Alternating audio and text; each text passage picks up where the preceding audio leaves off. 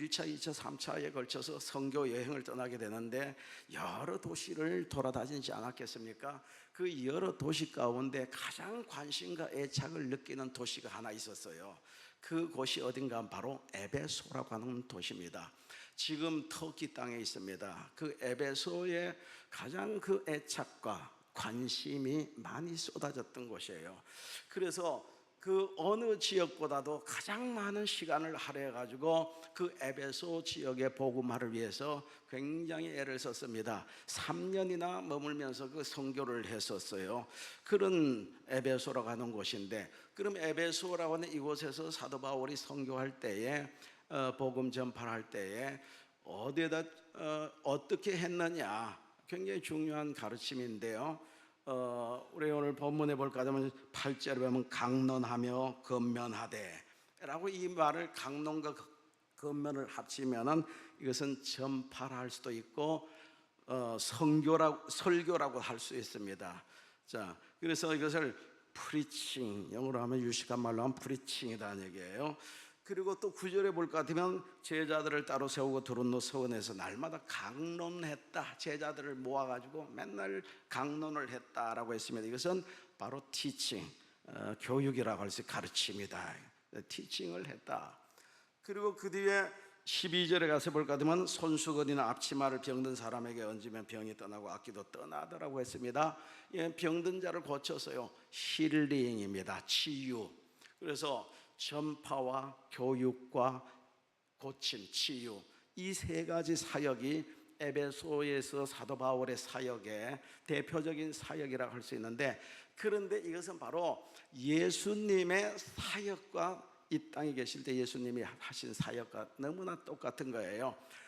여러분 마태복음 4장 23절을 볼 것 같으면 예수님께서 이 땅에 계실 때 어떻게 사역하셨는가를 아주 한 절 말씀 속에 가르쳐주고 있습니다. 우리 한번 읽어보겠습니다. 나같이 시작.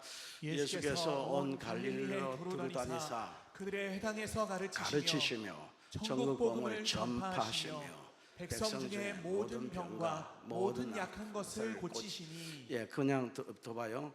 저기 보면은 가르치시며, 티칭이에요. 전파하시며, 프리칭, 그리고 고치셨다, 힐링입니다. 예수님의 사역도 지금 사도 바울이 에베소에서 한 사역과 똑같아요. 사도 바울의 사역이 예수님의 사역을 그대로 본받았어요.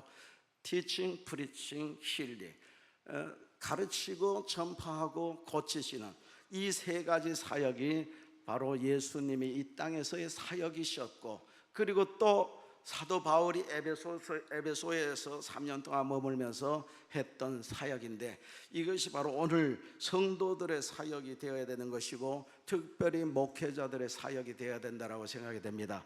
그래서 사도 바울이 에베소에서 했던 이 세 가지 사역을 오늘 이 시간에 간단하게 좀 말씀을 드리고자 합니다. 첫 번째로는 전파하는 사역이라는 얘기예요. 프리칭, 전파했다라고 했습니다. 전파. 거기 강론하고, 그리고 또 강론하고 어떻게 했다고요? 건면했다라고 하잖아요.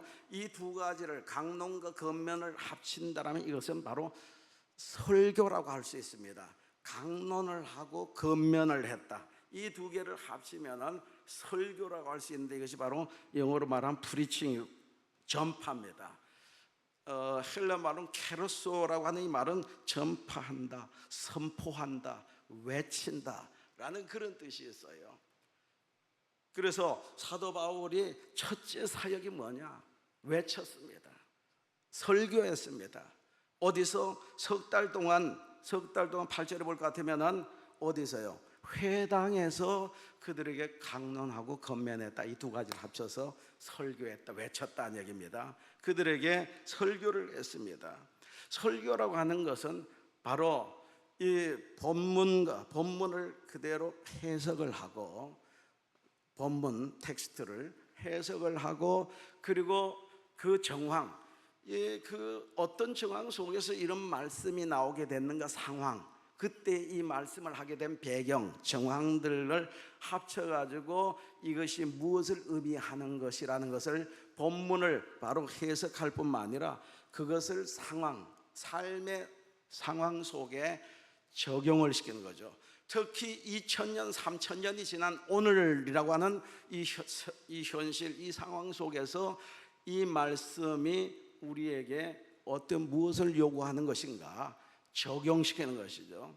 그래서 이 말씀을 갖다가 2000년, 3000년 지난 오늘 재해석해서 생활 속에 적용하는 것이, 이것이 바로 설교다라는 얘기입니다. 그러니까 설교는 먼저는 본문을 바로 알아야 되는 거죠.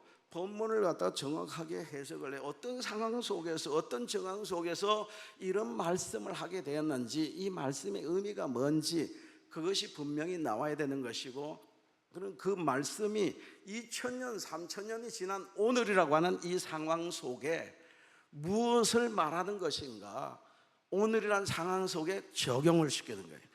그러니까 성경 말씀을 재해석해서 오늘이라는 상황 속에, 정황 속에 적용을 하는 것이 바로 설교자의 능력이라고 할 수가 있습니다. 해석하는 것도 능력이지만 그 해석된 말씀을 오늘이라는 상황 속에 적용을 시켜서, 그래서 지정의가 반응을 일으키도록, 설교는 항상 인격을 향한 설교예요. 지적, 정적, 의지적, 이 세 가지 인격이 아닙니까? 지정의에, 설교를 듣는 사람의 지정의가 반응이 일어나고 거기에 어떤 변화가 일어나도록 하는 것이 바로 이것이 설교예요. 지적으로는 깨달아야 되는 거죠. 이 말씀이 어떤 정황 속에서 한 말인데 바로 이런 뜻이다라는 지적인 깨달음 속에서 만족을 느끼게 되는 거예요. 우리가 어떤 지식을 습득하고 지식을 깨달을 때에 지적인 만족을 느끼게 되는 겁니다. 그러면서 그 말씀을 통해 가지고 감동의, 감정의, 정적인 어떤 반응이 생기게 되는 거죠. 막 흥분한다라든가 감동을 받는다라든가 막 눈물이 팍팍 쏟아진다라든가, 이건 정적인 요소란 말이에요. 정적인 반응이 생기는 거죠. 정적인 반응이 생긴과 동시에 의지적인 결단, 이렇게 살아야 되겠구나라고, 나도 이렇게 살리라 라는 결단이 생기죠. 아니면은 나는 이런 짓은 하지 말아야 되겠구나 등등, 내가 이렇게 살리라는 결단, 바로 의지적인 어떤 반응이 나타나는. 그래서 설교를 할 때는 항상 설교자 듣는 자들이 지적인 만족, 이 본문에 뭐 세상 지식을 많이 습득해가지고 만족이 아니라 이 성경 말씀이 뭘 얘기하는 것인가라는 것을 깨달으면서 깨달음 속에서 어떤 굉장히 흡족하고 만족하고 풍성함을 느끼는, 이것이 있어야 될 뿐만 아니라 그것을 통해서, 말씀을 통해서 굉장히 감동이 되고 흥분이 되고 심장이 뛰고 때로는 가슴을 치고 울기도 하고 통곡도 하는 이런 감정적인 어떤 반응이 있어야 될 뿐만 아니라 동시에, 그런가 동시에 의지적으로 내가 이렇게 살아야 되겠구나, 이렇게 살아서는 안 되겠구나 라는 어떤 의지적 결단이 일어나는 지정의 세 가지의 어떤 반응이 일어나도록 하는 것은 바로 설교자의 실력이고 능력이라고 할 수 있습니다. 하나님의 말씀을 오늘이라고 하는 현실 속에서, 상황 속에서 어떻게 적용을 하느냐에 따라서 그것이 굉장히, 이 지정의의 반응은 굉장히 다양하게 나타날 수가 있다. 그래서 사도 바울이 이런 텍스트, 본문, 설교는 텍스트와 콘텍스트의, 텍스트 플러스 콘텍스트예요. 텍스트라고 하는 건 본문이에요. 교과서, 본문이고, 콘텍스트라고 하는 건 정황이고 상황이잖아요. 그래서 그 상황, 오늘 본문의 말씀이 오늘의 현실 속에 어떻게, 정황 속에 어떻게 적용이 되느냐, 적용을 해야 되느냐, 이걸 외치는 것이 바로 설교인데, 사도 바울이 이렇게 외쳤단 말이에요. 자, 그러면은 외칠 때 무엇을 외쳤느냐? 그 에베소에서 무엇을 외쳤느냐? 우리 다 같이 한번 8절 읽어보겠습니다. 8절 말씀 다 같이 시작. 바울이 회당에 들어가 석 달 동안 담대히 하나님 나라에 관하여 강론하며 권면하되, 뭘 담대히 말했다고요? 하나님 나라에 대해서. 하나님 나라에 대해서 강론하고 건면했다고 그랬습니다. 하나님 나라에 대해서 석 달 동안 설교를 했다는 얘기입니다. 외쳤다는 얘기예요. 그러면은 이 하나님의 나라에 대한 얘기가 굉장히 긴데 그냥 간단하게 말해서 예수 그리스도에 대한 설교를 외쳤다라는 얘기입니다. 예수에 대해서 외쳤어요. 천국 복음, 바로 예수 그리스도에 대해서 담대하게 건면하고 강론하고 건면했어요. 바로 여러분들이 죽인 예수가 바로 우리의 구세주다.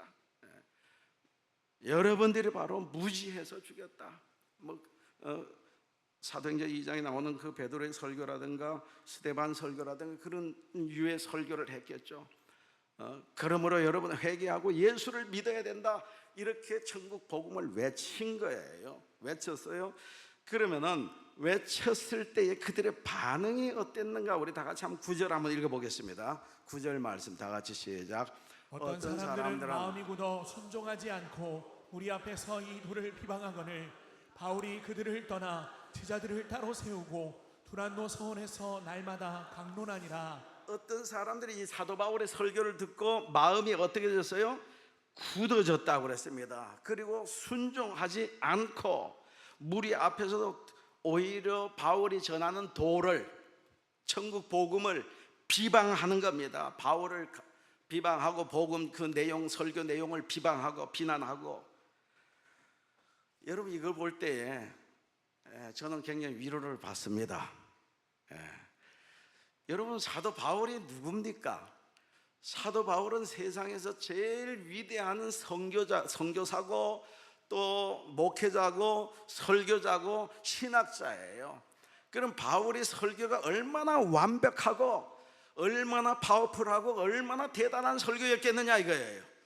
그렇게 위대한 설교자가 설교를 했는데 사람들이 귓구멍 다 막아버립니다. 마음문을 굳게 닫아버립니다. 하나도 듣지 않고 오히려 비하면서 비난을 합니다. 은혜 받지 못한 사람 꽤 많이 있다고 했었습니다. 이걸 보면서 제가 위로를 받습니다. 성도들은 언제 제일 위로를 받느냐? 목사들 대학교 떨어졌을 때 굉장히 위로를 받고 은혜가 된대요. 목사님 자식도 떨어지는데 하면서 굉장히 위로를 받는다는데, 목사는 이 바울의 설교 결과로 인해서 사람들이 마음이 굳어지고 순종하지 않고 오히려 비방하고 비난했다라는 얘기를, 바울도 그랬는데 위대한 설교자 바울이 설교하는데도 비방하고 은혜 받지 못하고 그냥 이랬는데, 뭐 나 같은 사람이 설교할 때 뭐 은혜 받지 못하는 건 너무나 당연하지 않는가라고 생각을 하면서 위로를 받습니다. 자, 근데 어쨌든 바울이 외쳤을 때 많은 사람들이 마음이 굉장히 굳어지고 순종하지 않았다고 했어요. 저들이 듣고 싶은 말만 했다라면 굉장히 은혜가 됐겠죠. 그러나 설교라고 하는 것은 듣고 싶은 것만을 외치는 것이 설교가 아닙니다. 항상 설교는 제가 종종 얘기하지만은 니드와 원트, 그래서 청중들이 원하는 설교, 원하는 원트가 있고 원하지 않지만 반드시 들어야 되는 니드가 있단 말이에요. 그래서 사도 바울이 설교는 대부분 이때 초창기 하는 설교는 니드를 따라서 한 거예요. 이 청중들은 그런 소리 듣기 싫다 이거예요. 그 소리 하지 마라, 듣기 싫다. 그런데 듣기 싫지만은 들어라. 너희들이 이걸 들어야만이 구원을 얻을 수가 있는 것이다. 이건 필요한 것이다. 너희들이 듣기가 엄청나게 싫고 거부하지만은 너희들은 반드시 들어야 된다 라고 바울은 니들을 따라서 대부분 외쳤겠죠. 여러분들이 듣고 싶은 얘기가 뭔지 설교자는 압니다. 복 받아라 하면 좋아하겠죠. 그러나 회개하라 하면 싫어합니다. 그리고 헌신을 요구한다라든가. 저 어쨌든 설교라고 하는 것은 수십 년 동안 강단에 서서 얘기하면 교인들 오늘 뭘 듣고 싶어, 어떤 소리를 하면 좋아하겠다라는 거 다 알지 않겠습니까? 그러면 그 듣고 싶어 하는 소리만 하면은 굉장히 목사님 은혜 받았습니다라고 얘기하는데 뻔히 알지만은, 그러나 지금 이 상황 속에서 듣고 싶은 말을 해서 안 되고 듣기 싫어도 들어야 할 필요가 있는 말씀을 해야 되겠다 할 그런 날들이 많이 있단 말이에요. 그래서 듣기 싫어도 들어야 된다, 이 말씀은. 그래서 니들을 쫓아서 외치면은 인기가 없는 설교자가 될 수가 있고, 사도 바울과 같이 듣는 사람들이 마음이 그도 순종하지 않고 오히려 바울이 전한 도를 비방하고 비난하고 바울도 욕하고 이렇게 되더라는 얘기입니다. 자, 어쨌든 간에 그 결과를 보면 오늘 나온 말씀같이 첫째로 바울의 설교 결과, 마음이, 청중들의 마음이 굳어졌다라고 했어요. 완악해졌다 얘기입니다.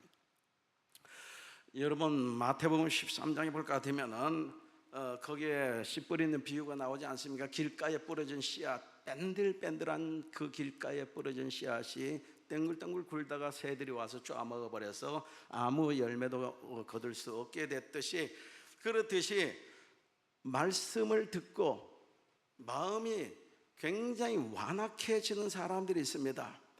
설교가 설교답지 않아서 마음이 완악해지는 게 아닙니다. 오히려 설교를 잘하면 잘할수록 시험에 든 사람은 더 완악해지는 거예요. 그런 경험 없어요?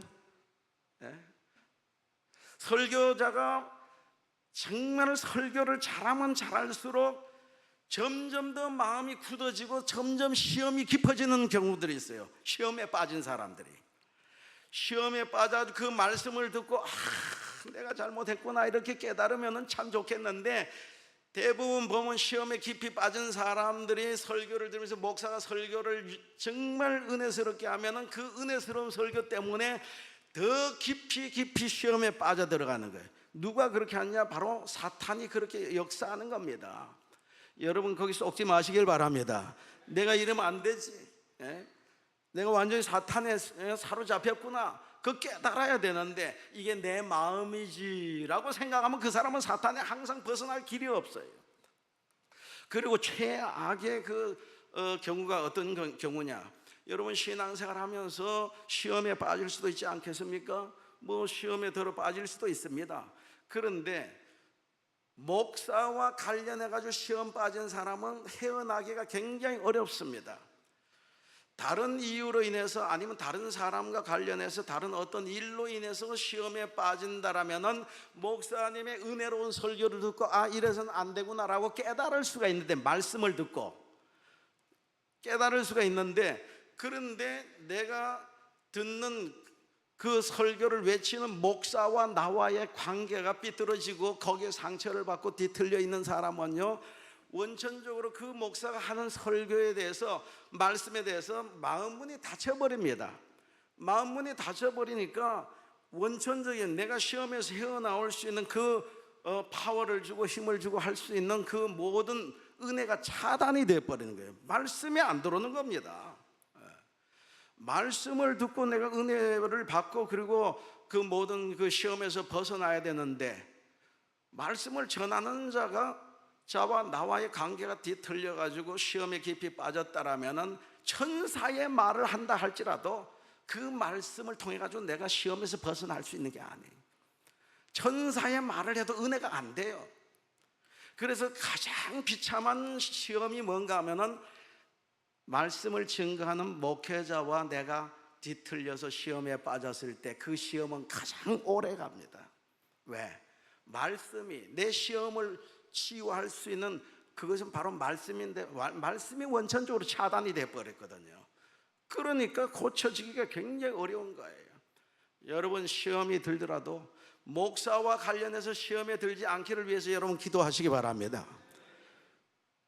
목사와 관련돼서 시험 든 그 사람은 굉장히 헤어나기 어렵다. 왜? 말씀이 차단돼 버렸기 때문에. 그 말씀을 들어야 시험에서 벗어날 수 있는데, 시험에 벗어날 수 있는 모든 에너지를 차단시켜 버리는 거예요. 말씀이 귀에 안 들어오는데. 그래도 막 능력 있게 선포하면 그 말씀이 내 귀에 쏙쏙 들어올까? 아니에요. 더 시험 들어요. 더 시험에 들어요. 그래서 가장 고질적인 시험은 바로 말씀을 선포하는 자와의 관계가 뒤틀려서 오는 시험이 가장 고질적이고 내게 치명타를 주는 그런 시험이 될 수가 있다는 얘기.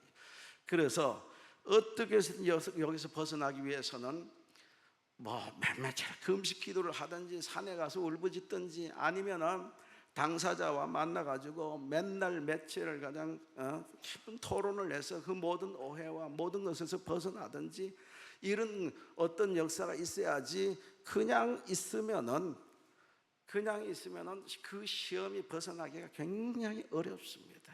말씀이 근원적으로 차단돼 버렸기 때문에 말씀을 들은 귀가 막혀버립니다. 마음이 굳어졌다.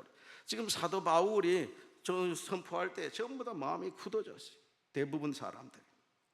그러니 뺀질뺀질 따른 그 길바닥과 같은 마음에 무슨 말씀의 씨앗이 떨어져서 거기에 열매를 맺을 수가 있겠습니까? 바울이 설교를 못해서입니까? 배후에 마귀가 역사한 거죠. 마음이 굳어지니까 그 다음에 어떻게 돼요? 둘째를 보면은 마음이 굳어져서 무리들은 공개적으로 비방을 합니다. 바울을 비방하고 바울이 전한 말씀을 비방하는 거예요. 안티가 생기게 안티. 틀렸다. 바울도 틀렸고 바울이 전하는 말씀도 다 틀렸다. 그러면 이걸 보면은요, 자기 혼자 시험이 들고 혼자 시험이 든 사람들 가만히 그냥 혼자 시험 들고 마는 게 아니에요. 비방을 하고 비난을 해서 주변 사람들도 다 자기와 함께 믿지 못하도록 만드는 겁니다. 이게 마귀가 하는 작전입니다. 물에 빠진 사람은 혼자 빠져 죽지 않습니다. 옆에 있는 지푸라기라도 잡고 그냥 함께 끌어 들어가지 혼자 그냥 고스란히 빠져 죽지 않고 그냥 다 옆에 있는 사람 끌고 들어가 죽지 않아요. 그렇듯이 마찬가지로 시험 드는 사람들, 이거는 믿지 않는 사람들뿐만 아니라 교회 생활하는 신자들 가운데도 불신자들도 자기만 안 믿는 것이 아니라 주변 사람들 다 못 믿도록 만들고 하는데, 불신자들만 그런 것이 아니라 신자들도 교회 생활하면서 자기 혼자 시험에 빠져서 혼자 그냥 끝나는 것이 아니라 자기 주변의 사람들이 다 자기와 같은 시험에 빠지도록 만들려고 그냥 비난하고 성토하고, 그래서 자기의 동조자가 생기도록 만드는 거예요. 참 신기한 거는요, 아무리 악랄하고 나쁜 사람이라 할지라도 모든 사람이 저 인간이 왜 저 모양이지? 라고 하는 사람도 그 사람의 동조자가 항상 생깁니다. 그런 사람의 동조자가 항상 있어요. 참 이상한 일 아닙니까? 마귀 역사죠.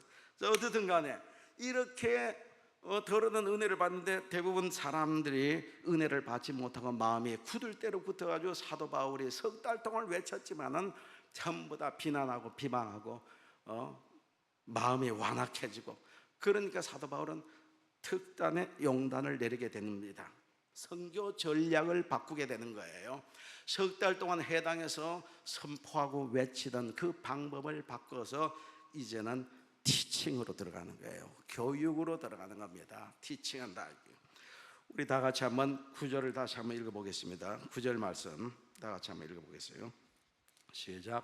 어떤 사람들은 마음이 굳어 순종하지 않고 우리 앞에서 이 돌을 비방하거늘 바울이 그들을 떠나 제자들을 따로 세우고 두란노 서원에서 날마다 강론하니라.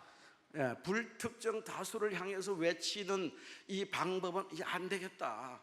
좀 더 효과적인 방법을 택해야 되겠다라고 해서 이제 티칭을 하게, 소수 정예화하는 거예요. 그래서 사역을 소수 정예화하기 위해서 반대한 사람을 떠납니다. 첫째로 사도 바울이 용단을 내는 건 떠나야 되겠다.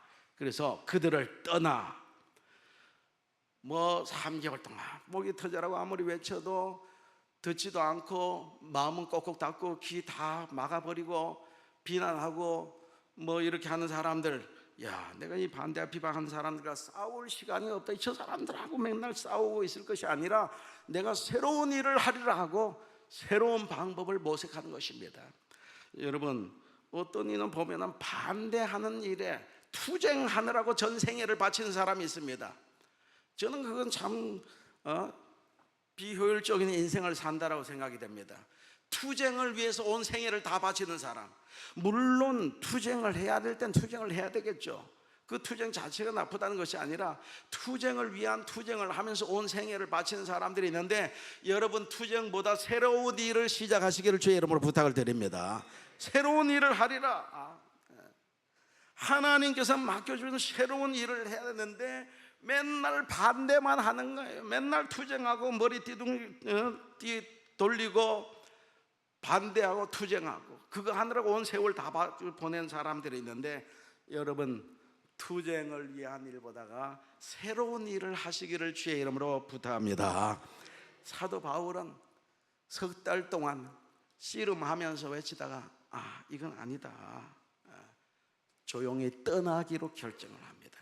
거기에 떠나서 어떻게 제자들을 따로 세운다는 얘기입니다. 따로 세워서요, 교육하고 훈련하기 위해서, 소수 정예화시키기 위해서 소수의 사람들을 뽑아가지고 두란노 서원을 빌려가지고 거기서 매일매일 모여서 이제 성경 공부를 가르치기 시작하는 거예요.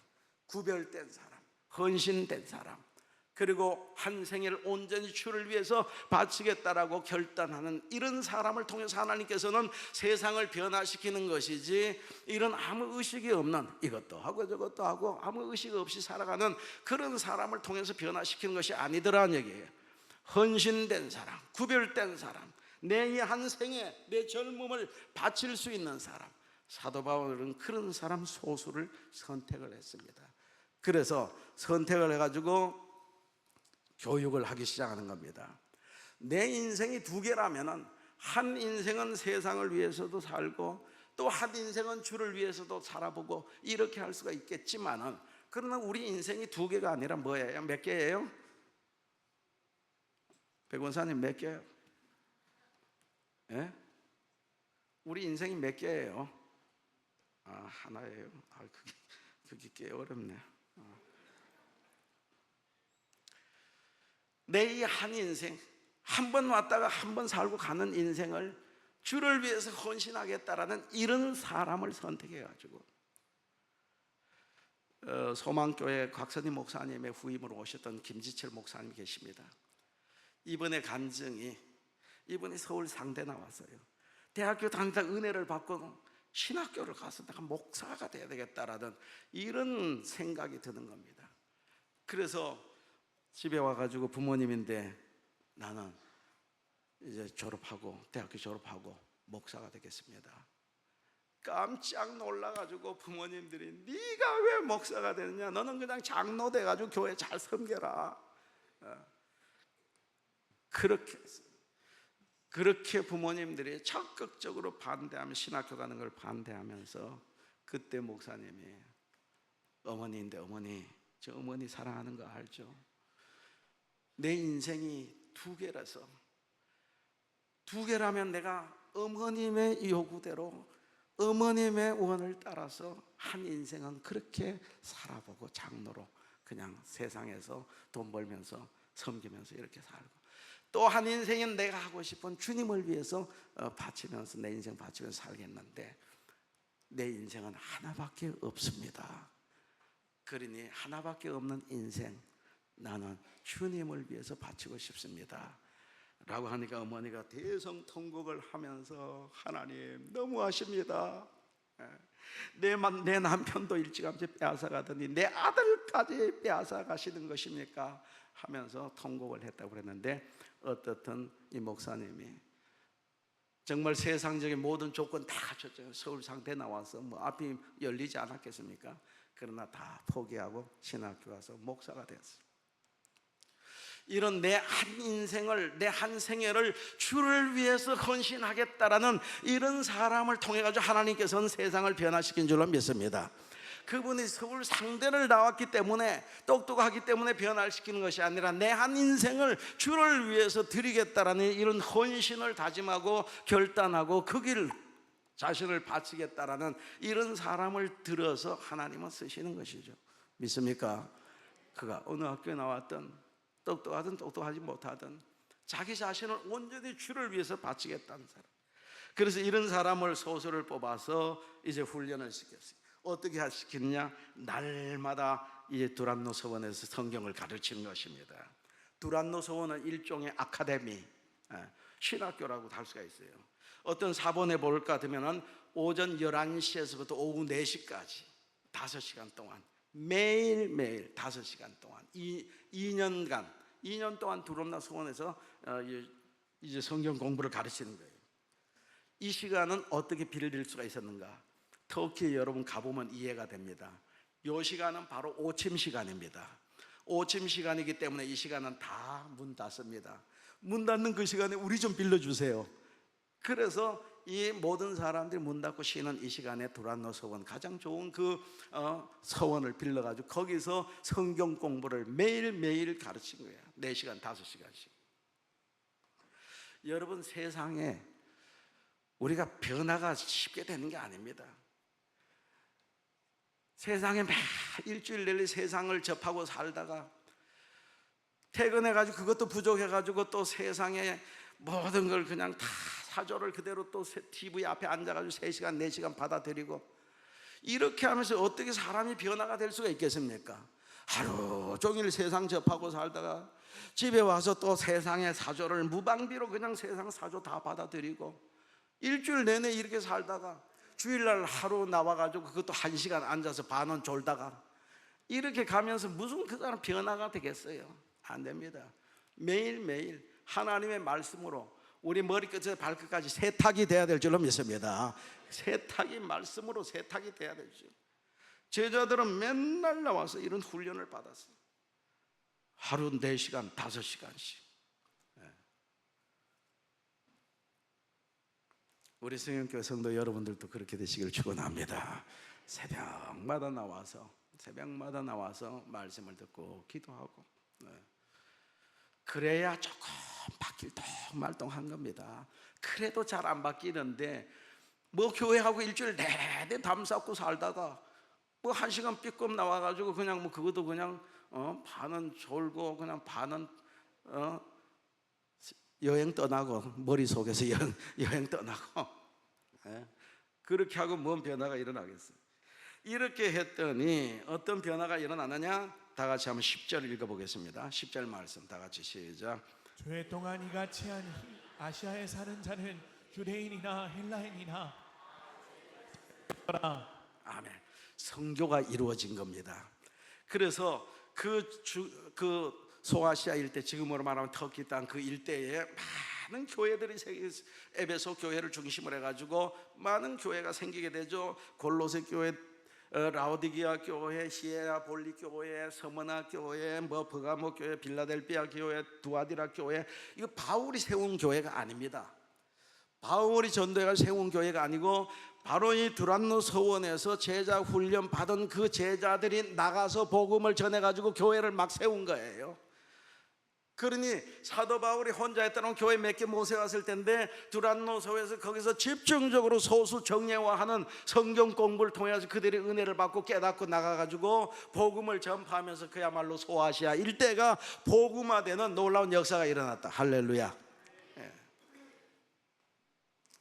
예수 그리스도에 몰두할 수 있는 사람, 자기 자신을 헌신할 수 있는 사람, 내 인생을 정말 주를 위해서 살겠다고 하는 그 사람들을 통해서 하나님께서는 역사를 일으키셨고 그들을 통해서 소아시아 2000년 전에 그 지역을 복음화시키게 되었으니 바울은 그렇다고 해서 전파를 하지 않는 게 아닙니다. 전파는 전파대로 계속했어요. 그런데 더 핵심 교육에다가 좀 더 비중을 두고 두란노 소원에서 2년 동안 철저하게 훈련을 시켰던 그 제자들이 나가서 막 교회를 세우고 복음을 전파하면서 복음화되는 놀라운 역사가 일어났는데, 자, 우리 교회도 성경 공부 있잖아요. 우리 설교에 집중하고 설교를 통해서 우리 변화, 인격적인 변화의 놀라운 역사를 여러분 체험하시길 축원합니다. 그것뿐만 아니라 성경 공부로 또 오늘 광고도 나갔는데 이런 공부를 통해서 집중적으로 공부함으로 또 우리가 변화되어서 우리 자신을 주님 앞에 헌신할 수 있는 그런 사람이 될 수 있습니다. 그렇게 되기를 축원합니다. 힐링은 다음 시간에 말씀을 드리겠습니다. 다음 주일 낮에 말씀을, 이건 아주 굉장히 중요한 말씀이에요. 그래서 한번 이 말씀을 이어서 드리려고 합니다. 기도하겠습니다. 자비하신 하나님 아버지, 은혜를 감사드립니다. 주신 말씀 마음에 새기고 사무